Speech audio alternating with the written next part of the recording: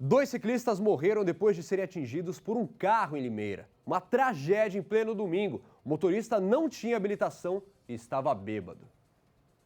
A morte de Márcio Beques, de 45 anos, comoveu centenas de pessoas em Nova Odessa, onde ele morava. O velório do atleta e professor de educação física foi no ginásio da cidade e reuniu, além de amigos e familiares, vários admiradores. A caminho do cemitério, uma última homenagem ao esportista.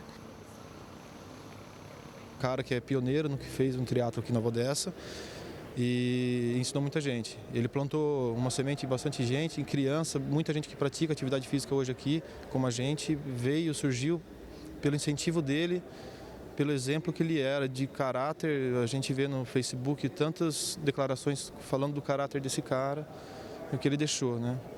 Márcio e o parceiro dele, Diogo Farias, de 38 anos, foram atropelados enquanto pedalavam pelo acostamento da rodovia dos Bandeirantes, em Limeira. O impacto da batida foi tão forte que as bicicletas ficaram completamente destruídas. E como de costume, ele saiu de manhã e foi fazer o circuito.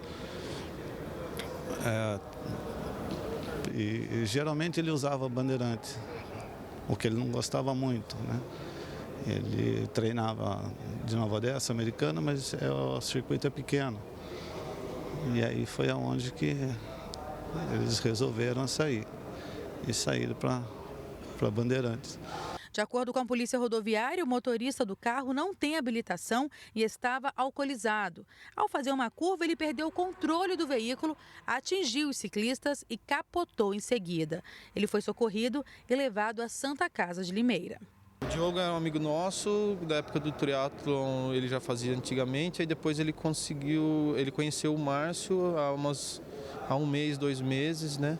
E aí eles vieram começar a treinar natação aqui junto, o Diogo estava voltando a treinar, e aí começaram a pedalar, que o Diogo também gostava bastante desse tipo de treino, né?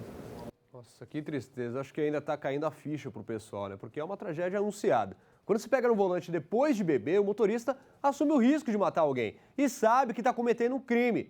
E muitas vezes acontece esse tipo de coisa. Agora isso destrói a vida das vítimas, das famílias também e desse jovem que atropelou os ciclistas, porque agora ele é um criminoso. A gente volta a falar com o repórter Felipe Pereira ao vivo sobre isso, para saber exatamente o que vai acontecer com esse jovem. Felipe, o que está previsto aí? Ele já está preso, né? E agora, o que acontece? Olha, Pajete, ele vai responder por pelo menos 4 crimes. Homicídio doloso, quando há a intenção de matar. Direção ofensiva, né, que é justamente a direção perigosa. Dirigir sem carteira nacional de habilitação. E também embriaguez ao volante. Por quê? Quando ele foi levado ao hospital de Limeira, a Santa Casa de Limeira, melhor dizendo, foi constatado lá que ele estava com 0,92 miligrama de álcool por litro de sangue. Isso é quase 3 vezes mais do que o permitido pela legislação, que é 0,34 miligrama de álcool por litro de sangue. Ou seja, estava de fato embriagado. O fato de não ter CNH também complica bastante a situação. Agora, o que chama atenção é o seguinte: esse motorista, chamado Yoram Gabriel de Oliveira, de 19 anos, mora em Itu, que é uma cidade que fica a pelo menos, assim, por baixo, 70 quilômetros da onde aconteceu o acidente. Então a polícia está querendo investigar agora, está querendo apurar o que ele estava fazendo a 70 quilômetros da cidade de onde mora. Por que ele estava passando exatamente naquele trecho da rodovia dos Bandeirantes, em Limeira, naquele momento. Tudo isso está sendo apurado a partir de agora. Ele já está em um centro de detenção provisória aqui da nossa região. A cidade não foi divulgada, mas tudo leva a crer que é Piracicaba. Mas essa não é uma informação confirmada. Vai ficar lá e vai responder por esses crimes. Os corpos dos 2 ciclistas foram enterrados agora há pouco. Inclusive, houve uma mudança com relação a isso. Os enterros estavam previstos mais para o final da tarde, mas foram adiantados a pedido das famílias para agora. Então, nesse momento, estão sendo enterrados os 2 corpos, inclusive do velório de Nova Odessa, que a Júlia Paula acompanhou. Bom, A investigação ainda segue, porque tem esse detalhe para ser descoberto, o que ele estava fazendo aqui na nossa região, sendo que mora em Itu. Uma informação que nós temos é que não foi encontrada nenhuma garrafa, nenhuma lata de bebida alcoólica dentro do veículo, mas uma outra perícia também será feita no que sobrou do carro, né? Porque a gente viu aí a imagem, o carro estava praticamente destruído. Bom, são detalhes ainda que seguem sob investigação. O motorista de 19 anos sem a carteira de habilitação acabou também complicando bastante a situação dele. Bom, além do homicídio, né, além da embriaguez ao volante, como eu estava comentando logo no comecinho dessa participação, o fato de dirigir sem CNH também é uma coisa que tem acontecido com bastante frequência aqui na nossa região. Diversos casos têm sido registrados de pessoas que não têm carteira de motorista e que ainda assim pegam o carro e fazem viagens, talvez não tão grandes quanto essa que esse jovem fez, mas viagens que de qualquer maneira colocam em risco as pessoas.